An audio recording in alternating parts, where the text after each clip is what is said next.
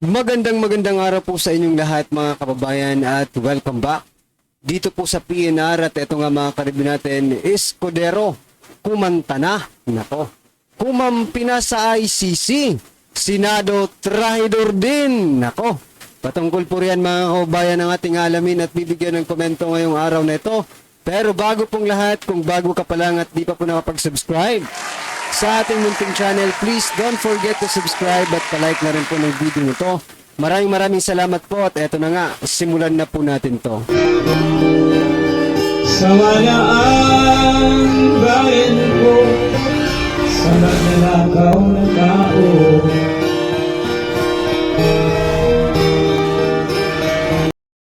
So yun mga kababayan, bago po natin muling i-play ang video ito, eto mga karibin natin, i-share din po natin yung ilan po sa mga nagtitrending na mga balita dito po sa mundo ng social media. At ito na nga mga kababayan, unahin na po natin ito.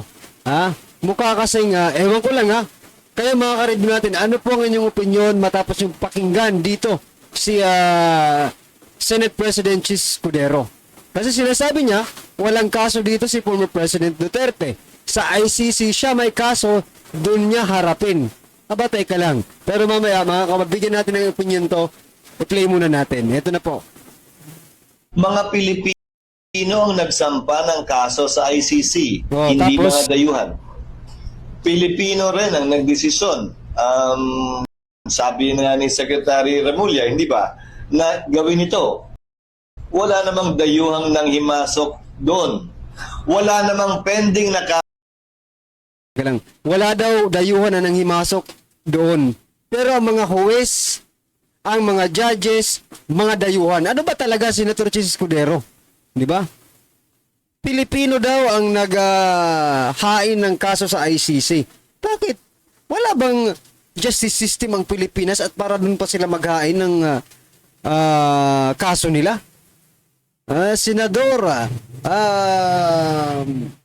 sabi dito sa kanya, Senate President pa naman na turingan, no? Gumagawa kayo ng batas na dapat ipinapatupad dito sa Pilipinas.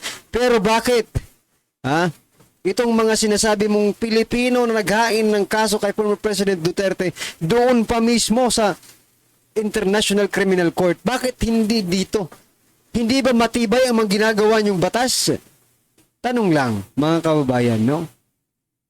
Kaso dito laban kay dating Pangulong Duterte para sabihin mong tinanggalan natin ng jurisdiction yung Pilipinong huwes na magpasya sa kasong ito at pinasa natin sa dayuhan dahil nga walang pending case.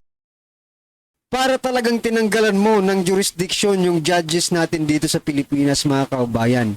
Hindi na dumaan sa kanila eh. Paano sasabihin mong hindi?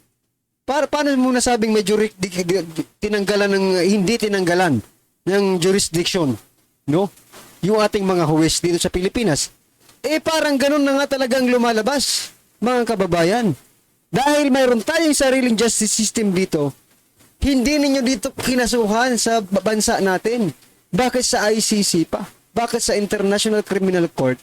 We are in fact, mga kababayan, na hindi tayo membro. Diba? Nakakapanggigil ito si Escudero, mga karibin natin. Ironically, if you go by comparison, sa kaso naman ni Congressman Teves, may kasong pending dito.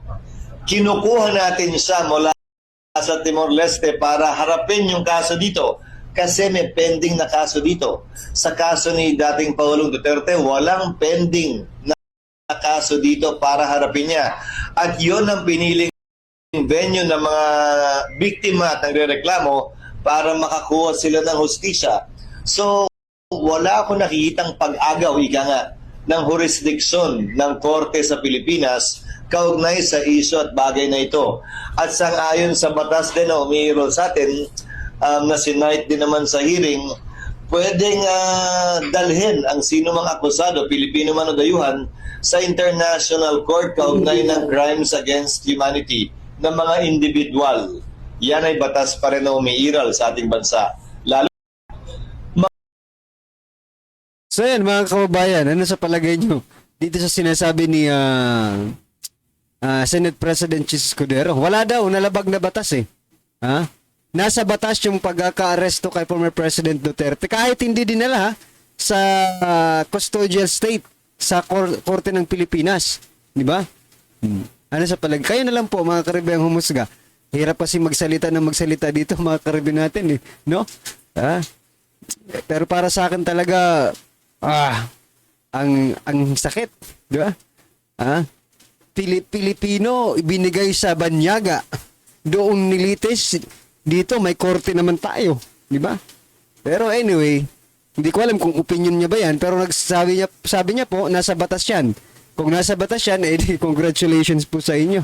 But anyway, ano po kanyang reaction diyan mga kababayan, i-comment niyo na lang po. At eto, ang mensahe ni Vice President Sara Duterte sa kaarawan ng kanyang ama, no? Ang taus-pusong pasasalamat ni Vice President Sara Duterte para sa kaarawan ng kanyang ama. Ito mga kababayan, pakinggan po natin to.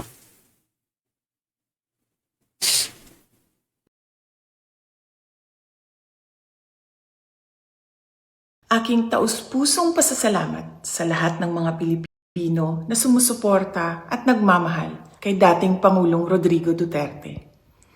Sa mga kababayan natin sa Pilipinas, the Netherlands at iba't ibang panig ng mundo, napakalaking bagay para kay Pangulong Duterte ang pagtitipon ninyo para sa kanyang pag-uwi at kaarawan.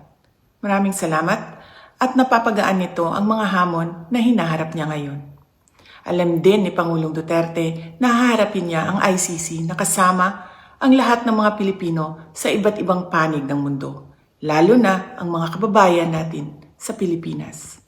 Sa kanyang pagdiriwang ng kanyang 80th birthday, huwag nating kalimutan na ipagdasal sa Diyos na sana ay biyayaan pa siya ng mas magandang kalusugan at mas mahabang buhay.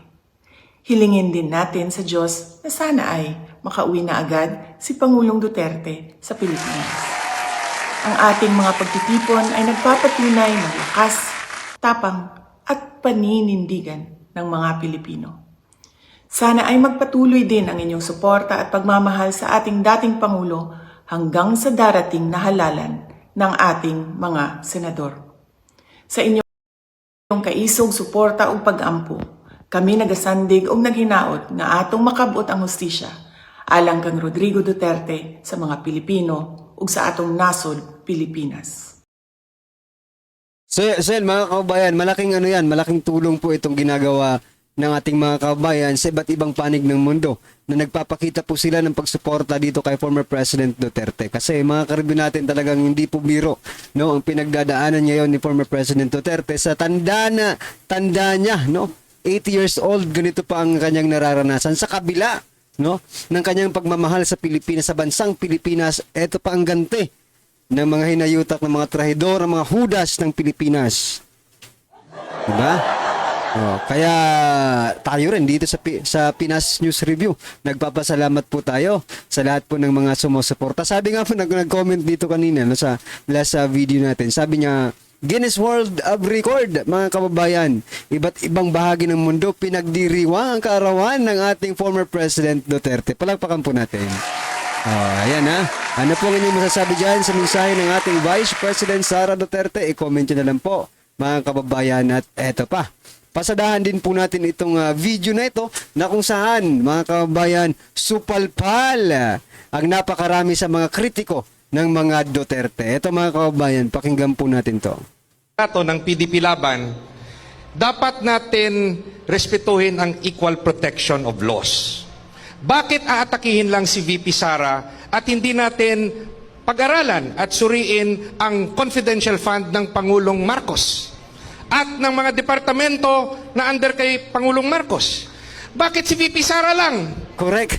Hindi ba patas ang batas? Kayo po na nagsasabing corrupt si VP Sara, ba't hindi nyo inaatake ang ibang departamento at si Pangulong Marcos? Patas Tama. ba ang batas sa inyo? Patas ba? Dapat lahat, kung atakihin yung isang tao, pantay-pantay, lahat atakihin nyo. Bakit tahimik kayo? Tricom, Tuwadcom, o ano pa man dyan, Quadcom. Oh. Ha? Bakit tahimik kayo? Ha? Sa 125 million, ang ingay-ingay nyo. No? Sa bilyones, ay hindi kayo makapagsalita. Ha? Ni isa sa inyo. Wala man lang bumatikos. Kasi ito kung totoo kang mambabatas at matalino kang mambabatas, isipin mo to. Let's take for argument, mga karibyo natin, na merong anomalya sa 125 million no, na confidential fund. Ngayon, kayong mga matatalinong mga mambabatas, hindi ba ninyo naisip na kung meron ngang korupsyon dito sa 125 million na ito, paano pa kaya sa confidential fund ng Pangulo na bilyones yan? Diba? Hindi magkakaroon ng korupsyon. Sa pagkatao pa lang, titingnan niya dapat ninyo. May korupsyon ba? May bahid ba ng korupsyon ang Duterte? May bahid ba ng korupsyon ang Marcos? Doon pa lang ano mo na mabivisualize mo na kung ano yung mga pwedeng palakasin na mga batas, pwedeng gawing batas kung gagawa man kayo. Hindi. Sinisingle out ninyo si Vice President Sara Duterte, pero sa ginagawa niyo niyang hindi niyo naman napapahina yung tao. Di ba? Bagkos ay lumalakas patuloy ang suporta sa kanya ng taong bayan. So, it is not effective. Kumbaga, yung ginagawa ninyong paninira, pin down sa mga Duterte, it's not effective if you are doing it politically. Para sirain sila. Hindi po yan epektibo. Kasi mas lalo ninyong sinasaktan ng Duterte, mas lalo po silang minamahal ng taong bayan. Okay? Ano pong inyong opinion dyan, mga kabayan? I-comment nyo na lang po. At eto pa. Nako, si Ma'am Clarita Carlos, di ba? Kilala po ninyo yung former head ng NTFL, National Security. Di ba? Sabi niya po, sabi po ni Ma'am Clarita Carlos, atensyon sa tagapagsalita. Please, huwag gamitin ang we dahil si PBBM ang decision maker. Hindi ikaw. Salamat. Yan Dahil ikaw, sino bang pinatatamaan ditong tagapagsalita? I think si Yosik Castro, mga kababayan, yung pinatatamaan dito ni Ma'am Clarita Carlos, mga karibyo natin. Huwag mo kasing gagamitin yung we, di ba? Huwag, kasi you are not part of the decision making. You are just the spokesperson, no? Kung alam mo lang, di ba? Dapat sinasabi mo, sabi po ng ating Pangulo, at ayon po sa ating Pangulo, hindi yung we. We. Are you sure? Are you part of the decision making? Tagatahol ka lang naman tapos makikiwi ka. Di ba? Tagatahol ka lang. At ang trabaho mo ay nakafocus sa Duterte. Huwag ka nang mag-isip ng iba pa. Total yun naman talaga ang ginagawa mo, Yosik Castro. Don't think about anything. Isipin mo lang kung paano ka makakadivert ng issue papunta sa mga Duterte. Di ba? That is your mission. That is your mission and vision. Siguro ko sa panunumpa nito, ikaw ba, Yosik Castro, manunumpa for example lang ako si Attorney Claire Castro, nanunumpa na bawat araw ay titirahin ko ang mga Duterte dahil yan po ang aking sinumpaang tungkulin. Naloko na. Yan naman talaga ang parte, ang ano mo yung parang yung duty mo bilang PCO. Yung pong nakikita namin at yung po, base po yan sa inyong mga pananalita.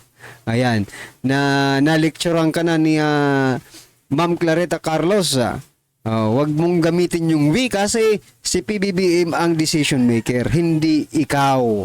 You're not even part of the decision making, tagatahol ka lang. Okay?